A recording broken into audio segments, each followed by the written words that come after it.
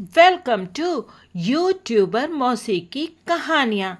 हम सुन रहे हैं हैरी पॉटर और रहस्यमयी तहखाना। अभी तक की कहानी में हमने सुना कि हैरी और रॉन क्रैब और गॉयल को बेहोशी की दवा मिला हुआ केक खिला देते हैं और उसके बाद उनके बाल तोड़कर हरमाइनी के पास आ जाते हैं। अब आगे की कहानी सुनते हैं। बाथरूम के अंदर पहुंचने के बाद काले धुएं की मोटी परत के कारण उन्हें देखने में बहुत मुश्किल हो रही थी। धुआं उस टॉयलेट में से निकल रहा था जिसमें हरमाइनी कढ़ाई में उबलते काढ़े को हिला रही थी। अपने चेहरे पर दुशाले ढकते हुए हैरी और रॉन ने दरवाजे पर हौले से दस्तक दी। हरमाइनी! उन्हें कुंडी खुलने की आवाज सुनाई थी और हरमाइनी सामने आई। उसका चेहरा चमक रहा था और वो उत्तेजित दिख रही थी। उसके पीछे से उन्हें उबलते हुए गाढ़े काढ़े की खदबद सुनाई दे रही थी। टॉयलेट की सीट पर कांच के 3 गिलास पहले से ही तैयार रखे थे। क्या तुमने उनके बाल उखाड़ लिए? हरमाइनी ने सांस रोककर पूछा। हैरी ने उसे गॉयल के बाल दिखा दिए। अच्छा, और मैंने लॉन्ड्री से ये दुशाले चुरा लिए हैं। हरमाइनी ने एक छोटी थैली उठाते हुए कहा। जब तुम क्रैब और गॉयल में बदल जाओगे तो तुम्हें बड़े कपड़ों की जरूरत पड़ेगी। उन तीनों ने कढ़ाई को घूरा। पास से देखने पर काढ़ा गाढ़े कीचड़ जैसा काला दिख रहा था जो धीमे धीमे खदबदा रहा था। मुझे विश्वास है कि मैंने हर चीज सही ढंग से की है। हरमाइनी ने एक बार फिर सबसे शक्तिशाली काढ़े नामक किताब के धब्बे भरे पन्ने को परेशान अंदाज में पढ़ते हुए कहा। यह वैसा ही दिखता है जैसा इस किताब में बताया गया है। एक बार जब हम इसे पी लेंगे तो हमारे पास ठीक 1 घंटे का समय होगा और इसके बाद हम अपने पुराने स्वरूप में लौट आएंगे। अब क्या करें? रॉन फुसफुसाया। हम इसे 3 गिलासों में बांट लेते हैं और इसमें बाल डाल देते हैं। हरमाइनी ने गिलासों में ढेर सारा काढ़ा डाला।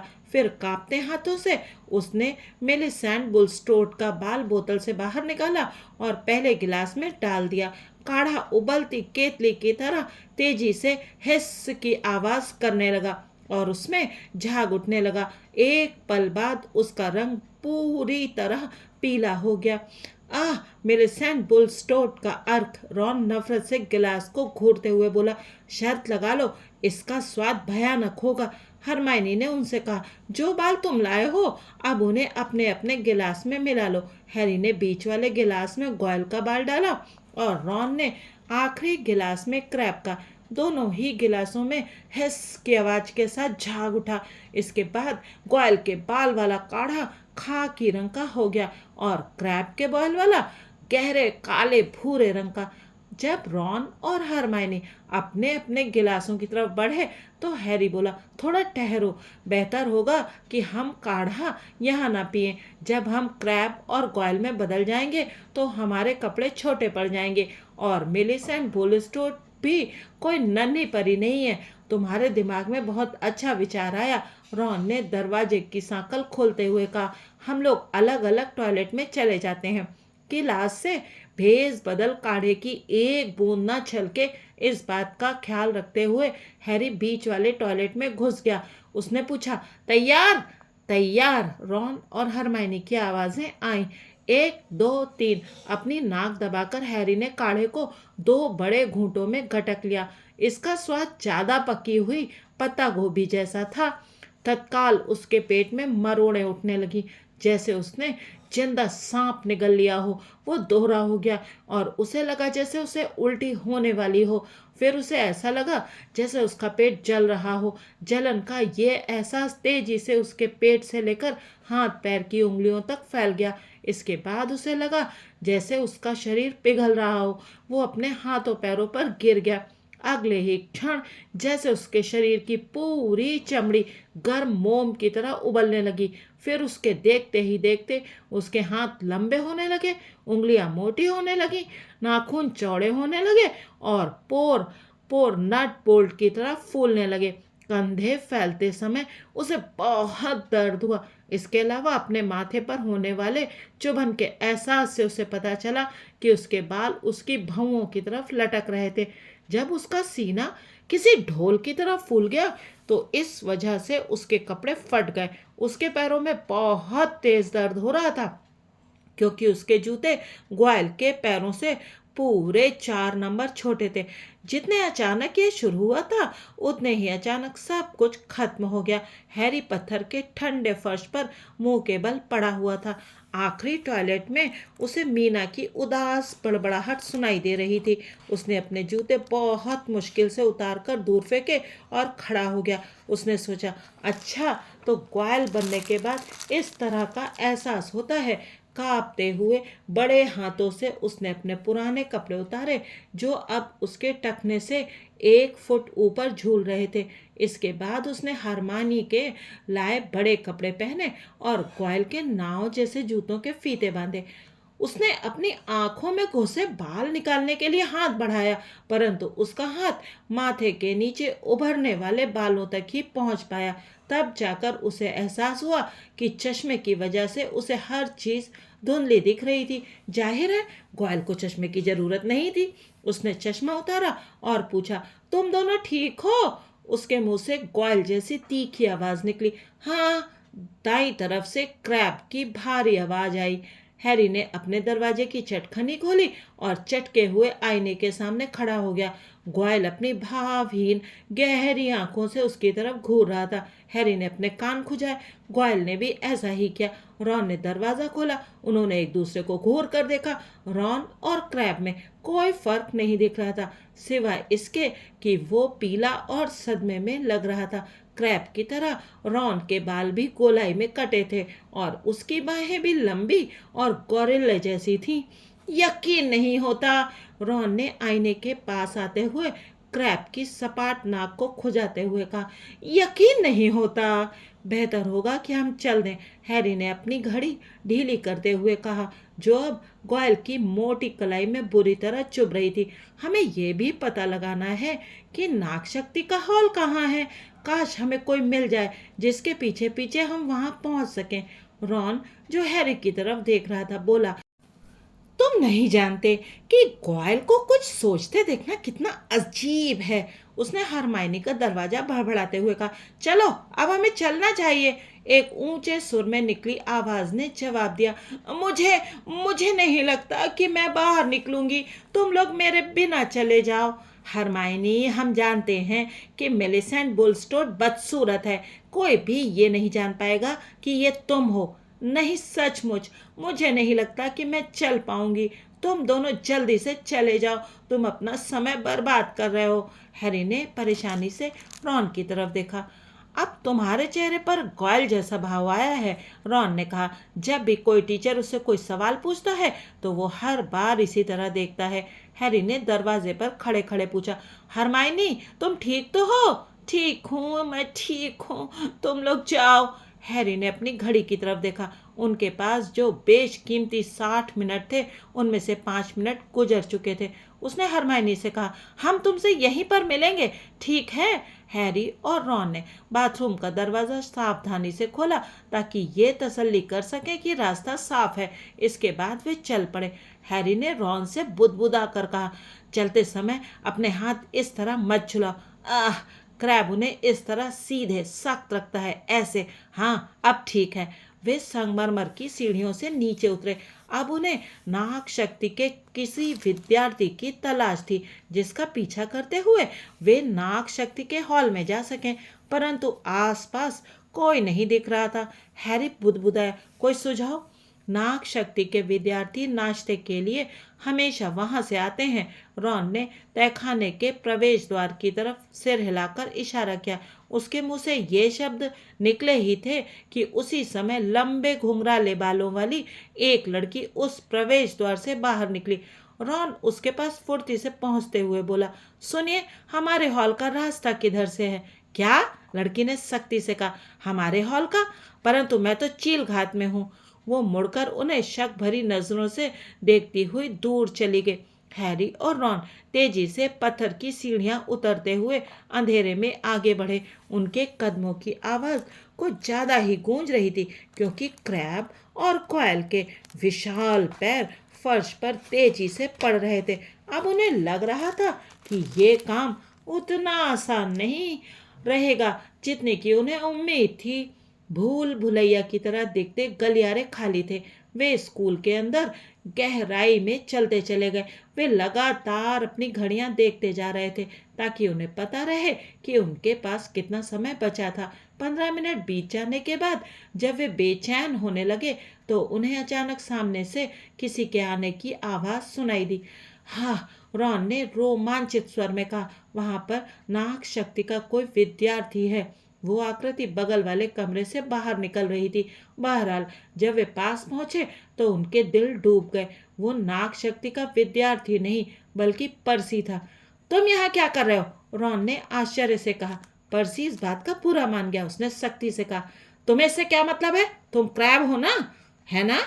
क्या? ओ ओ हाँ, रॉन बोला। पर्सी ने कड़क आवाज में कहा, तो फिर अपने कमरे में जाओ। आजकल अंधेरे गलियारों में भटकना सुरक्षित नहीं है। तुम भी तो भटक रहे हो, रॉन बोला। मैं? पर्सी ने अपना सिर ऊंचा करते हुए कहा, मैं प्रीफेक्ट हूँ।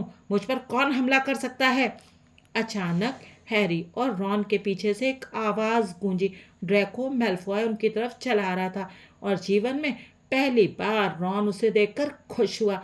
मैल्फॉय उन्हें देखकर बोला, तो तुम लोग यहाँ हो? लगता है तुम दोनों बड़े हॉल में इतनी देर तक सुअर की तरह खा रहे थे। मैं तुम्हें ढूंढ रहा था। मैं तुम्हें एक बहुत दिलचस्प चीज दिखाना चाहता हूँ। मैल्फॉय ने पर्सी की तरफ तिरस्कार भरी निगाह डाली। फिर उसने व्यंग से कहा, और तुम यहाँ क्या कर रहे हो, वीजली? पर्सी को बुरा लग गया। वो बोला, तुम्हें स्कूल के प्रीफेक्ट के साथ अदब से पेश आना चाहिए। मुझे तुम्हारा व्यवहार पसंद नहीं आया। मैल्फॉय ने दांत दिखाए और हैरी और रॉन को अपने पीछे आने का इशारा किया। हैरी तो पर्सी से माफी मांगने वाला था, परंतु उसने समय रहते खुद को रोक लिया। वो और रॉन जल्दी से मैल्फॉय के पीछे चल दिए, जिसने अगले गलियारे में मुड़ते हुए कहा, वो पीटर वीजली। पर्सी, रॉन ने उसे सुधारा। मैल्फॉय बोला, उसका नाम चाहे जो हो, मैं ये देख रहा हूँ कि वो पिछले कुछ दिनों से चोरी छिपे चारों तरफ घूम रहा है। मैं शर्त लगा सकता हूँ कि वो किस फिराक में। वो सोच रहा होगा कि वो नाग शक्ति के वारिस को अकेले पकड़ सकता है। वह हल्के से खिल्ली उड़ाने वाली हंसी हंसा। हैरी और रॉन ने रोमांचित होकर एक दूसरे की तरफ देखा। मैल्फॉय पत्थर की नम और खाली दीवार के सामने रुक गया। उसने हैरी से पूछा, हमारा नया पासवर्ड क्या है? हैरी ने अटकते हुए कहा, परंतु मैल्फॉय का ध्यान उसके अटकने पर नहीं गया, और वो बोला, अरे हाँ, शुद्ध खून। दीवार में छुपा पत्थर का दरवाजा खुल गया। मैल्फॉय इसके अंदर घुस गया और हैरी तथा रॉन उसके पीछे चले गए। नाग शक्ति का हॉल लंबा और नीचा था। जमीन के नीचे बने इस हॉल में खुरदुरे पत्थर की दीवारें और छत थी। छत पर गोल हरे लैंप जंजीरों से लटक रहे थे। उनके सामने वाले मेंटल पीस पर बहुत सी नक्काशी थी। उसके नीचे आग कड़कड़ा रही थी। उसके चारों तरफ नक्काशीदार कुर्सियों पर बैठे नाग शक्ति के कुछ विद्यार्थियों की परछाइयां दिख रही थी। मैल्फॉय ने हैरी और रॉन को आग से दूर रखी खाली कुर्सियों की तरफ बैठने का इशारा करते हुए कहा, यहीं इंतजार करना, मैं एक चीज लाता हूँ। डैडी ने ये हाल ही में भेजी है। हैरी और रॉन हैरान थे कि ना जाने मैल्फॉय ने क्या दिखाने जा रहा है, परंतु सहज दिखने की भरसक कोशिश करते हुए वे कुर्सियों पर बैठ गए। मैल्फॉय जब 1 मिनट बाद लौटा तो उसके हाथ में अखबार की कतरन जैसी कोई चीज थी। उसने कतरन रॉन की नाक के नीचे बढ़ा दी। मैल्फॉय बोला, इसे पढ़कर तुम खुश हो जाओगे। हैरी ने देखा कि रॉन की आंखें दहशत से फैल गई थी। उसने जल्दी से खबर पढ़ी। इसके बाद वो जैसे मजबूरी में हंसा और वो कतरन हैरी की तरफ बढ़ा दी। इस खबर को दैनिक जादूगर से काटा गया था और इसमें लिखा था, जादू मंत्रालय में जांच। एक मगलू कार पर जादू करने के लिए मगलू वस्तु दुरुपयोग विभाग के प्रमुख आर्थर वीजली पर आज 50 गैलियन का जुर्माना किया गया। यह जादुई कार हॉगवर्ड जादू और तंत्र के विद्यालय में सितंबर में दुर्घटनाग्रस्त हुई थी। विद्यालय के गवर्नर मिस्टर मैल्फॉय ने आज आर्थर वीजली के इस्तीफे की मांग की। मिस्टर मेलफॉय ने हमारे संवाददाता से कहा, वीजली ने मंत्रालय की प्रतिष्ठा पर धब्बा लगाया है। जाहिर है वे हमारे लिए नियम बनाने के काबिल नहीं है और उनका मूर्खतापूर्ण मगलू संरक्षण अधिनियम तत्काल खत्म कर दिया जाना चाहिए। इस बात पर टिप्पणी करने के लिए मिस्टर वीजली से संपर्क नहीं हो सका। हालांकि उनकी पत्नी ने संवाददाताओं से कहा कि वे चले जाएं, वरना वे परिवार के पिशाच से उन पर हमला करवा देंगी। जब हैरी ने कतरन उसे वापस की तो मेलफॉय ने बेचैन होते हुए पूछा, तो तुम्हें यह खबर मजेदार नहीं लगी? हाँ हाँ, हैरी फी की हंसी हंसने लगा। मेलफॉय ने हिकारत से कहा, आर्थर वीजली को तो मगलों से इतना प्रेम है कि उसे अपनी छड़ी के टुकड़े कर देना चाहिए और उनके बीच में ही जाकर रहना चाहिए। वीजली परिवार को देखकर कौन कह सकता है कि उनका खून शुद्ध है? रॉन यानी कि क्रैब का चेहरा गुस्से से विकृत हो गया। मेलफॉय ने तत्काल पूछा, तुम्हें क्या हो गया है क्रैब? रॉन घुरघुराया, पेट में दर्द हो रहा है। अच्छा तो अस्पताल जाओ और जाकर वहां भर्ती बच्चातों को मेरी तरफ से एक लात मारना। मेलफॉय ने दांत दिखाते हुए कहा, तुम जानते हो मुझे इस बात की हैरानी है कि दैनिक जादूगर में अब तक इन हमलों के बारे में कुछ क्यों नहीं छपा? उसने सोचते हुए आगे कहा, मुझे लगता है डम्बलडोर सारे मामले को दबाने की कोशिश कर रहे हैं। अगर ये हमले जल्दी नहीं रुके तो उन्हें बर्खास्त कर दिया जाएगा। पिताजी हमेशा कहते हैं कि डम्बलडोर हॉगवर्ट्स के अब तक के सबसे बुरे हेडमास्टर हैं। उन्हें मगलू विद्यार्थियों से प्रेम है। कोई भी अच्छा हेडमास्टर क्रीवी जैसे घटिया बच्चे को यहाँ प्रवेश नहीं देता। मेलफॉय काल्पनिक कैमरे से तस्वीरें लेने लगा। वह कॉलिन का क्रूर परंतु सटीक अभिनय कर रहा था। पॉटर, क्या मैं तुम्हारी तस्वीर ले सकता हूँ? पॉटर, क्या मैं तुम्हारा ऑटोग्राफ ले सकता हूँ? प्लीज पॉटर, क्या मैं तुम्हारे जूते चाट सकता हूँ? उसने अपने हाथ नीचे किए और हैरी तथा रॉन की तरफ देखा। तुम दोनों को आज हो क्या गया है? बहुत देर बाद हैरी और रॉन ने खुद को हंसने के लिए विवश किया, परंतु मेलफॉय इससे संतुष्ट हो गया। शायद क्रैब और गोयल हमेशा धीमी प्रतिक्रिया करते थे। मेलफॉय ने धीमे से कहा, बदजातों का दोस्त संत पॉटर, उसमें भी जादूगरों के संस्कार नहीं है, वरना वो उस नक चढ़ी बदजात ग्रेंजर के साथ नहीं घूमता रहता और लोग सोचते हैं कि वो नाग शक्ति का वारिस है। हैरी और रॉन ने सांस रोककर इंतजार किया। मेलफॉय निश्चित रूप से कुछ ही पलों में उन्हें बताने वाला है कि वही नाग शक्ति का वारिस है, परंतु तभी मेलफॉय ने चिढ़ते हुए कहा, काश मैं जानता कि नाग शक्ति का वारिस कौन है, मैं उसकी मदद कर सकता था। रॉन का जबड़ा लटक गया, जिससे क्रैब का चेहरा सामान्य से अधिक मूर्खतापूर्ण दिखने लगा। सौभाग्य से मेलफॉय की नजर उसकी तरफ नहीं गई। हैरी ने तेजी से सोचते हुए कहा, तुम्हें कुछ तो पता होगा कि इन सब के पीछे कौन है? मेलफॉय ने पलटकर जवाब दिया, गॉयल, तुम जानते हो कि मुझे नहीं मालूम। मुझे ये बात तुम्हें कितनी बार बतानी पड़ेगी, और पिताजी मुझे इस बारे में कुछ नहीं बता रहे हैं कि आखिरी बार तहखाना कब खोला गया था। जाहिर है ये 50 साल पहले हुआ था और ये उनके समय से पहले की बात है, परंतु वे इस बारे में सब जानते हैं। उनका कहना है कि मामले को दबा दिया गया था और अगर मुझे इसके बारे में जानकारी दी गई तो लोगों को मुझ पर शक हो जाएगा। परंतु मैं एक बात जानता हूँ, आखिरी बार जब तहखाना खुला था तो एक बच्चात मरी थी। मैं शर्त लगा सकता हूँ कि इस बार भी कोई ना कोई जल्दी ही मरने वाला है। काश ये ग्रेंजर हो, उसने चटखारे लेकर कहा। रॉन क्रैब की दैत्याकार मुट्ठी भींच रहा था। हैरी को लगा अगर रॉन ने मेलफॉय को मुक्का मारा तो उनका भाड़ा फूट जाएगा, इसीलिए हैरी ने उसे चेतावनी देने वाले अंदाज में देखा।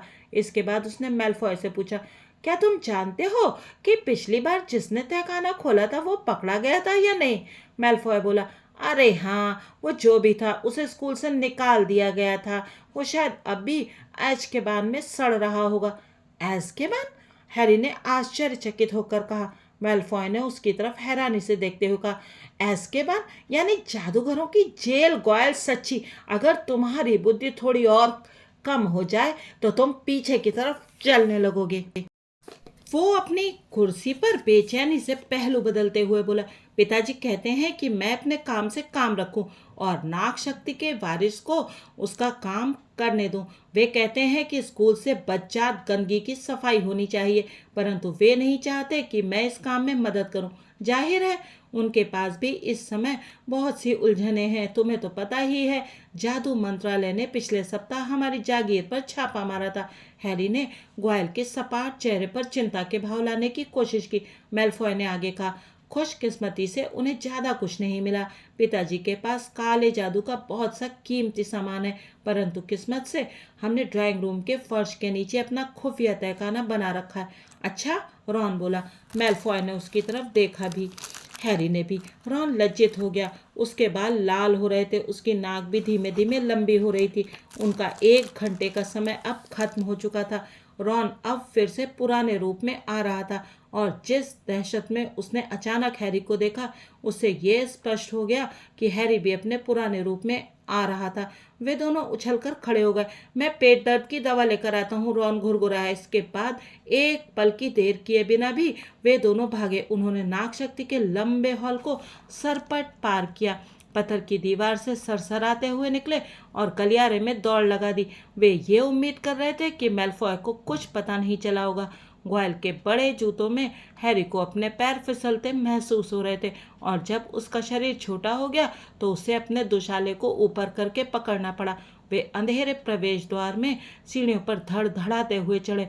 उन्हें उस अलमारी से धमा चौकड़ी की दबी आवाजें आ रही थीं जिसमें उन्होंने क्रैब और ग्वाइल को ताले में बंद किया था। उनके जूतों को अलमारी के दरवाजे के बाहर रखते हुए उन्होंने नंगे पैर सिर्फ मोज़ों में ही संगमरमर की सीढ़ियों पर चढ़ते हुए मायूस मीना के बाथरूम की तरफ दौड़ लगा दी। रॉन ने अपने पीछे बाथरूम का दरवाज़ा बंद करते हुए और हाँफते हुए कहा, तो हमारा समय पूरी तरह से बर्बाद नहीं हुआ। हम ये तो नहीं जान पाए कि हमले कौन कर रहा है, परंतु मैं कल ही डैडी को खत लिखकर बता दूंगा कि वे मेलफॉय के ड्राइंग रूम के नीचे तलाशी लें। हैरी ने चटके हुए आईने में अपना चेहरा देखा। वो दोबारा पहले की तरह सामान्य हो गया था। उसने अपना चश्मा पहन लिया। रॉन ने हरमाइनी के टॉयलेट का दरवाजा भड़बड़ाया। हरमाइनी, बाहर आ जाओ, तुम्हें बहुत सी बातें बताना है। चले जाओ, हरमाइनी चीखी। हैरी और रॉन ने एक दूसरे की तरफ देखा। रॉन बोला, बात क्या है? अब तक तो तुम अपने असली रूप में आ गई होगी, हम लोग तो। परंतु उस टॉयलेट के दरवाजे से अचानक मायूस मीना तैरती हुई बाहर आई। हैरी ने उसे पहले कभी इतना खुश नहीं देखा था। वह भूतहा हंसी हंसते हुए बोली, इंतजार करो जब तक कि तुम उसे देख ना लो, वो भयानक दिख रही है। उन्होंने चटखनी खुलने की आवाज सुनी और हरमाइनी सुबकती हुई उनके सामने आई। उसने अपने दुशाले को सिर तक खींच रखा था। रॉन ने दुविधा में पूछा, क्या हुआ? क्या तुम्हारे ऊपर अब तक मिलीसेंट की नाक लगी हुई है या कोई और बात है?